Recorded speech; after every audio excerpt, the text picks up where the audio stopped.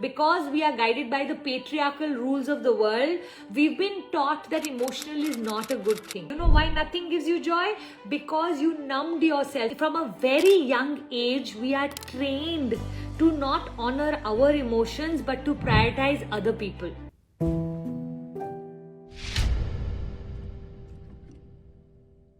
How to be more practical than emotional?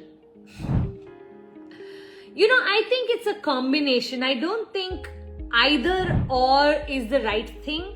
Honestly, I am someone who's very intuitive and I love following my emotions. If I'm feeling any certain way, I love to follow that. So if you are an emotional person, somehow in this world, because masculine energy leads, because we are guided by the patriarchal rules of the world, we've been taught that emotional is not a good thing. But I honestly believe that in life, we all are not sensitive enough. Often we are accused of being too sensitive.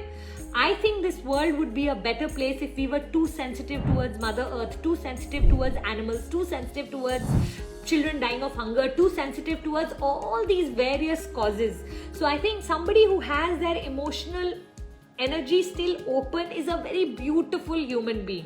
Now, I'm not saying don't be practical, but I'm definitely saying that, marry the two. So look at what would I do if I was practical? What would I do if I was emotional? Now, how can I make a combination of it so that I'm in balance? Because any one of them would be an extreme. So if you had to ask me which one is more important, it's like to me always breathing in, breathing out.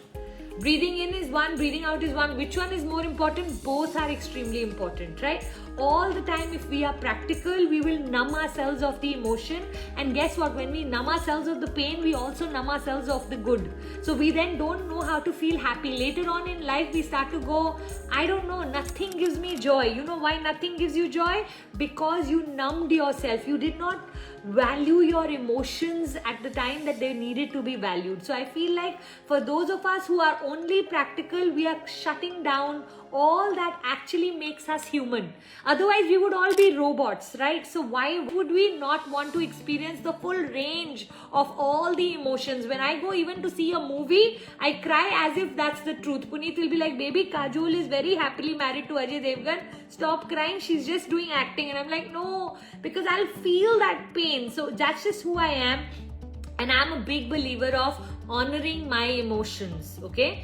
Having said that, of course you need a practical side, there's no doubt about it, which means exactly what I spoke about a minute earlier, that then I will start to explain to myself that, you know what, if this is good for my child, if this is good for my husband, then instead of prioritizing my emotions, which I'm not going to deny myself how I'm feeling, I'm just going to choose better.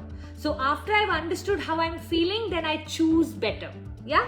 Why is that some people lack self-esteem and find it extremely difficult to say no despite the fact that they know it can destroy them? You know what? In the society that we live, from a very young age, we are trained to not honor our emotions but to prioritize other people. Unfortunately, when we grow up with that sort of training, we don't have the confidence to say no, because from such a little age, we've been saying yes, yes, yes, even though we know that what we don't want to do. So many times our children says, but mom, I don't want to do that.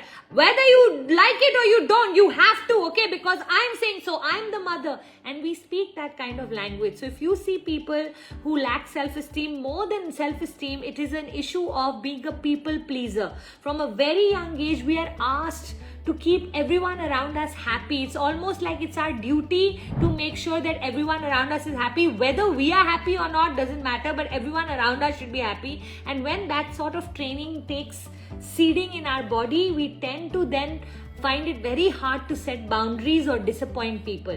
One of the things I do in my awakening course is teach ladies how to set boundary and how to make sure that we become okay with disappointing the people we love for some time, knowing that once we become successful, automatically a time will come where we will be able to fix whatever equation is gone wrong. Yeah?